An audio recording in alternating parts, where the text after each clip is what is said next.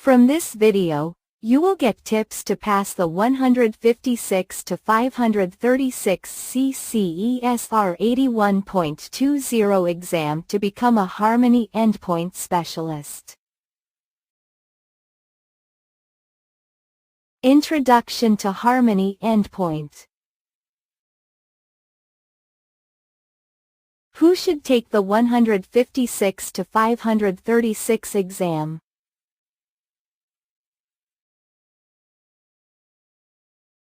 Goals of the Harmony Endpoint Specialist R81.20 certification.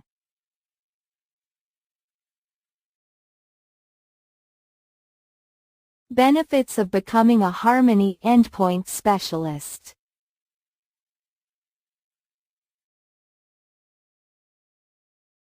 Prerequisites for the 156 to 536 exam.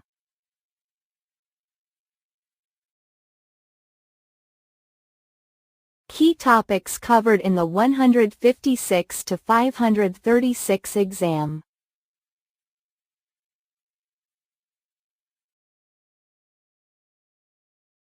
(1) If there are multiple EPs in an environment, what happens? A. One endpoint client automatically communicates with the server. B. Each endpoint client automatically communicates with the EMS. C. Each endpoint client does an analysis to find which EPs is closest, and automatically communicates with that server. D. Each endpoint client automatically communicates with the SMS. 2. What does an authenticated mode mean? A. Computers and users might present a security risk, but still have access. B. Computers and users are trusted based on their IP address and username. C. Computers and users have credentials, but they are not verified through AD. D. Computers and users are trusted based on the passwords and usernames only. 3. External endpoint policy servers, EPs, decrease X and reduce X between sites. A. Decrease policies and reduce traffic between sites. B. Decrease power and reduce accidents between sites. C. Decrease clients and reduce device agents between sites. D. External endpoint policy servers, EPs. Decrease the load of the EMS and reduce the bandwidth required between sites. 4. Which user roles are on the Endpoint Security Management Server for on-premises servers? A. Primary Administrator and read-only. B. Super Admin, Primary Administrator, User Admin, read-only. C. Admin and read-only. D. Super Admin, Read-Write-All, read-only. 5. Which endpoint capability ensures that protected computers comply with your organization's requirements and allows you to assign different security levels according to the compliance state of the endpoint computer? A. Compliance check. B. Capsule cloud compliance. C. Forensics and anti-ransomware. D. Full disk encryption. 6. What capabilities does the Harmony Endpoint NGAV include? A.